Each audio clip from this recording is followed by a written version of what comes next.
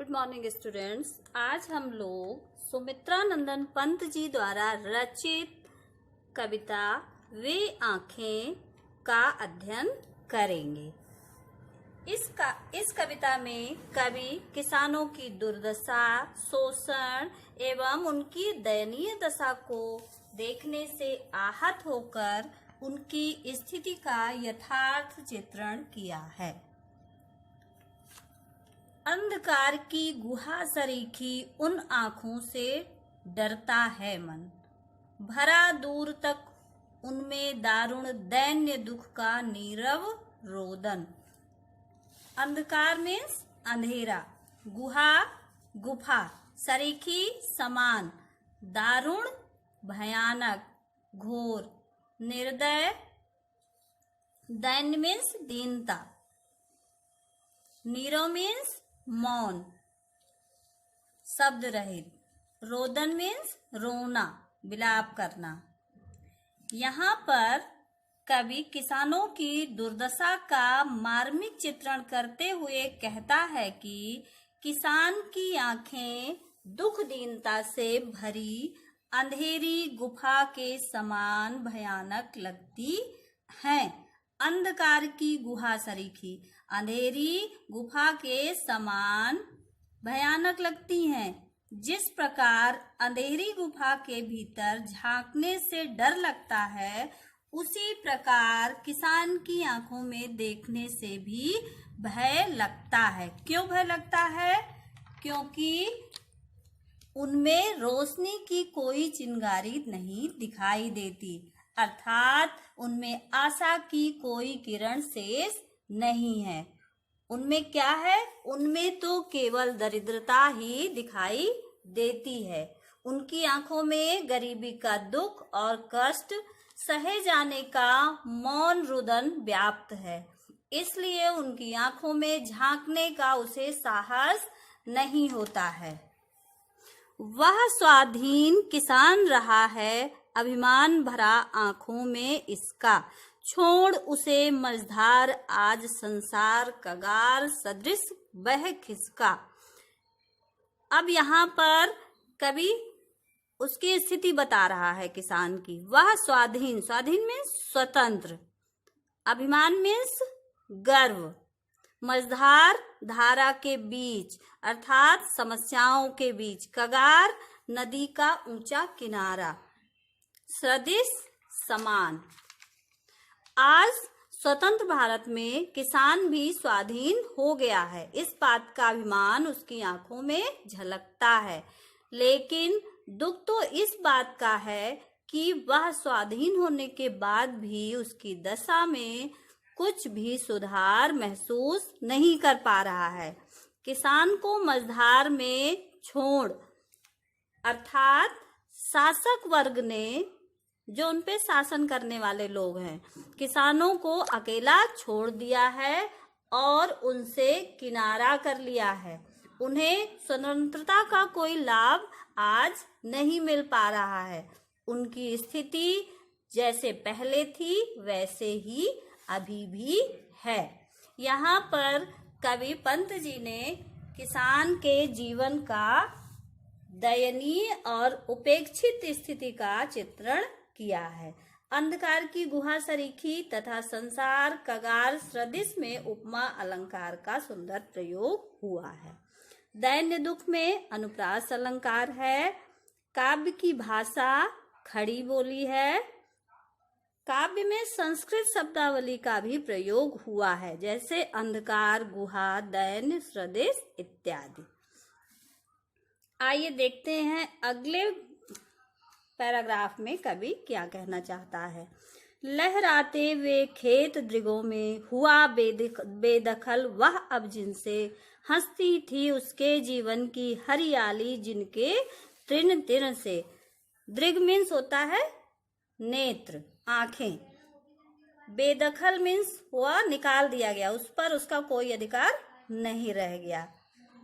तृण तृण मीन्स प्रत्येक तिनका।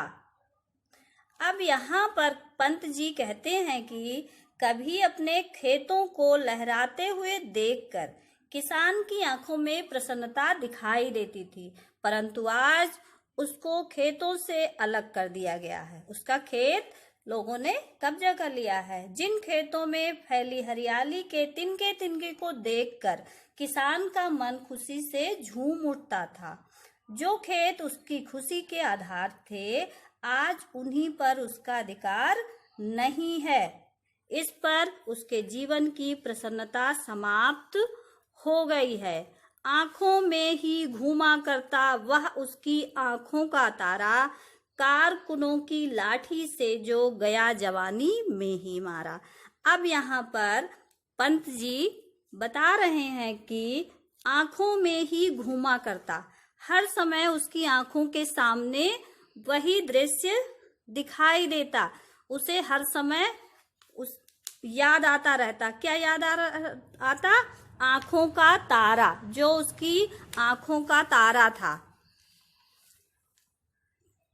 आज उसका जीवन बिल्कुल नीरस और वीरान हो चुका है। किसान का एक बेटा था जो उसकी आंखों का तारा था, पर जमींदार के कारिंदों ने, कारकुन जो जमींदार के लोग होते हैं, उनके लठैत होते हैं, कारिंदे होते हैं, कारिंदों ने उसे मार दिया। युवावस्था में, जवानी युवावस्था में ही उसे मार डाला। अब किसान की जिंदगी में अंधेरा ही अंधेरा है। उसकी सभी आशाएं समाप्त हो गई हैं। क्यों? क्योंकि उसका पुत्र भी उससे छीन लिया गया है। जमींदार ने उसके पुत्र को भी मरवा दिया। यहाँ पर इस पैराग्राफ में जमींदार द्वारा किसान को अपनी जमीन सहित सारी संपत्ति बेचने के लिए बाध्य किए जाने का अत्यंत मार्मिक चित्रण किया गया है। लहराते हुए खेत तथा कारकुनों की लाठी से मारे जाने का बिंब प्रभावशाली बन पड़ा है। आंखों ही में घूमा करता तथा आंखों का तारा जैसे मुहावरों का सटीक प्रयोग हुआ है। तृण तृण में पुनरुक्ति प्रकाश अलंकार है। यहाँ काव्य की भाषा सरल, सहज एवं प्रभावपूर्ण है। बिका दिया घर द्वार, महाजन ने न ब्याज की कौड़ी छोड़ी, रह रह आंखों में चुभती वह कुर्क हुई बरधों की जोड़ी। अब यहाँ पर कवि ने महाजन द्वारा अपना मूल और ब्याज वसूलने के लिए किसान पर किए गए अत्याचारों का मार्मिक चित्रण किया है। बिका दिया घर द्वार। कवि किसान की दुर्दशा का वर्णन करते हुए कहता है कि किसान हमेशा ही महाजनों के कर्ज में दबा रहा, चाहे भारत की गुलामी का समय हो या अब आजादी का। महाजन ने अपना पैसा वसूलने के लिए किसान के घर द्वार सब नीलाम करवा डाले, उसे सब कुछ बेचना पड़ा। खेत पहले ही खाली करवा लिए गए थे, अब बैलों की जोड़ी को भी देखते देखते नीलाम करवा दिया। बैलों की जोड़ी यहाँ दिया ना, बरधों, बरधों मीन्स होता है बैल। उजरी उसके सिवा किसे कब पास दुहाने आने देती, आह आह आह आंखों में नाचा करती, उजड़ गई जो सुख की खेती। अब बैलों की जोड़ी को भी उन लोगों ने नीलाम करवा दिया, जो किसान को बहुत प्रिय थी। वह जोड़ी आज भी बार बार उस किसान की आंखों में चुभती रहती है, अर्थात उसे उसका स्मरण हो उठता है, जिससे उसे अत्यधिक पीड़ा होती है। अब किसान के पास एक सफेद रंग की गाय थी, जिसका नाम उसने उजरी रख रखा था। उसे वह उजरी कहकर पुकारता था। अब वो कह रहा है उजरी उसके सिवा, उजरी जो गाय है वह उसके अलावा किसे कब पास दुहाने आने देती। वह और किसी को, किसान के अतिरिक्त किसी को भी अपने पास आने नहीं देती थी, जो आकर उसका दूध दूह ले। आज वह गाय भी बिक गई, उसकी सुख की खेती उजड़ गई थी। अर्थात यहाँ पर किसान कहना चाह रहा है कि वर्षों के परिश्रम से बनाया गया घर, उसकी धन संपदा, पशु संपदा सब बिक गए थे। ये सारे दृश्य उसकी आंखों के सामने नाचा करते हैं। अर्थात वो स्मृति अभी भी सुखद लगती है, लेकिन वह सारा सुख चला गया है। यहाँ आंखों में चुभन, आंखों में नाचना जैसे सुंदर मुहावरे का प्रयोग किया गया है। काव्य में अनुप्रास अलंकार की छटा दिखाई दे रही है, जैसे घर द्वार, कौड़ी छोड़ी, उजरी उसके, किसे कब आदि। रह रह में पुनरुक्ति प्रकाश अलंकार है। बरधों शब्द के माध्यम से ग्रामीण शब्दों की जानकारी दी गई है। बिना दवा दर्पण के घरनी, स्वर्ग चली आंखें आती भर। अब यहाँ पर कवि ने किसान के पारिवारिक दुख का अत्यंत मार्मिक चित्रण किया है। कवि कहता है कि किसान के दुखों का अंत अभी नहीं हुआ है। किसान की सारी संपत्ति जाने के बावजूद अब क्या हुआ, अब उसकी पत्नी के बीमार होने और दवा के लिए धन का अभाव होने के कारण वह भी स्वर्ग चली गई।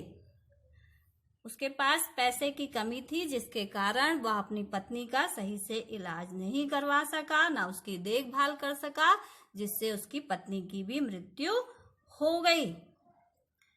देख रेख के बिना दुधमुही बिटिया 2 दिन बाद गई मर। और पत्नी की मृत्यु होने के उपरांत उसकी दूध पीने वाली छोटी बेटी भी उचित पालन पोषण के अभाव में 2 दिन बाद मृत्यु को प्राप्त हो गई। इस प्रकार विपत्तियों ने चारों ओर से किसान को घेर लिया।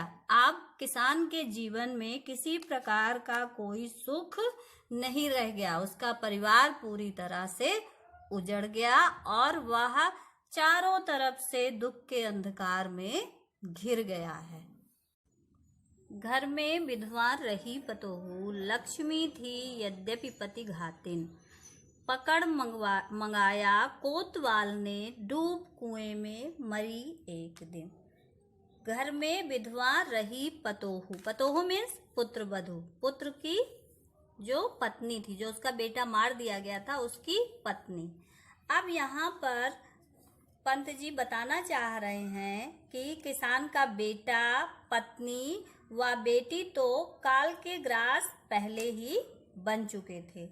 अब केवल घर में पुत्र वधू थी और उस पर भी पति की हत्या, पति घातिन मीन्स पति की हत्या का आरोप लगाया जा रहा था। कहने का आशय यह है कि लोगों का यह कहना था कि जो उसके बेटे की मृत्यु हुई थी, उसे मार दिया गया था, उसके पीछे उसकी पत्नी का हाथ था, उस पत्नी का जिसे पहले घर की लक्ष्मी कहा जाता था। उसे भी एक दिन कोतवाल ने बुलवाकर उसकी मर्यादा नष्ट कर दी। पकड़ मंगाया कोतवाल ने, कोतवाल साहब ने उसे पकड़कर थाने बुलवा लिया और उसकी मर्यादा नष्ट की। और इस अपमान को सहन न कर पाने के कारण उसकी जो पुत्रवधू थी वह कुएं में डूबकर उसने अपने प्राण दे दिए। किसान अपना सर्वस्व लुटाकर नितांत अकेला अब रह गया था। उसके दुखों का अब किसी प्रकार कोई अंत दिखाई नहीं दे रहा था। यहाँ इस काव्य पंक्तियों में किसान पर होने वाले पुलिस के अत्याचारों का मर्मस्पर्शी वर्णन किया गया है। इसमें करुण रस की अभिव्यक्ति हुई है। दवा दर्पण में अनुप्रास अलंकार है। ग्रामीण शब्दावली का सुंदर प्रयोग किया गया है, जैसे लक्ष्मी, पतोहू आदि। अब आइए देखते हैं अगली पंक्ति। खैर पैर की जूती जोरू। पैर की जूती का यहाँ पर आशय है उपेक्षित या तिरस्कृत। जोरू मीन्स पत्नी। ना सही एक दूसरी आती, पर जवान लड़के की सुध कर सांप लौटते फटती छाती। यहाँ कवि कहना चाहता है कि पत्नी को आमतौर पर पैर की जूती के समान तुच्छ समझा जाता है। कहा जाता है कि एक ना रही तो दूसरी आ जाएगी। एक पत्नी की मृत्यु होते ही दूसरी शादी कर ली जाती है। यहाँ उसी मानसिकता के चलते किसान अपनी पत्नी को तो फिर भी भूलने का प्रयत्न करता है। क्यों? क्योंकि वो सोचता है कि चलो पत्नी क्या है, कोई पत्नी का विशेष महत्व तो नहीं है, एक की मृत्यु हो गई तो दूसरी आ जाएगी। पर जवान लड़के की सुध कर, सुध मीन्स होता है याद। सांप लौटते फटती छाती। सांप लौटना मीन्स जलन होना, छाती फटना बहुत दुख होना। अब किसान जब अपने जवान बेटे की असमय मृत्यु का स्मरण करता है तो उसकी छाती पर सांप लौटने लगता है, अर्थात उसका दुख असहनीय हो जाता है। पिछले सुख की स्मृति आंखों में क्षण भर एक चमक है लाती, तुरंत शून्य में गड़ वह चितवन, तीखी नोक सदृश बन जाती। चितवन मीन्स दृष्टि। अपने अतीत के सुखद क्षणों का स्मरण होने पर कुछ देर के लिए किसान की आंखों में खुशी दिखाई देती है। जब वह अपने पुराने दिन याद करता है तो उसकी आंखों में खुशी की एक चमक आ जाती है। सुखद स्मृतियों से बाहर निकलने और वास्तविकता से परिचित होने पर उसी क्षण उसकी दृष्टि शून्य में खो जाती है। जैसे उसे यथार्थ स्थिति का भान होता है, उसकी दृष्टि में शून्यता ही दिखाई देती है, जो एक तीखी सुई के समान उसके हृदय में चुभती रहती है। अर्थात सुख की चमक क्षणिक है, जबकि दुख का कोई अंत नहीं। इस प्रकार किसान के जीवन में केवल हताशा, निराशा और दुख ही शेष रह गया है। यहाँ इस काव्यांश में किसान की मानसिक पीड़ा का करुण चित्र प्रस्तुत किया गया है। ना सही एक दूसरी आती कहकर नारी के प्रति संकुचित तथा रूढ़िवादी सोच को उजागर कर रही है यह कविता। मुहावरेदार भाषा का प्रयोग किया गया है, जैसे सांप लौटना, छाती फटना, पैर की जूती आदि। तीखी नोक सदृश बन जाती में उपमा अलंकार का सुंदर प्रयोग हुआ है। काव्यांश की भाषा सरल, सरस एवं सहज है।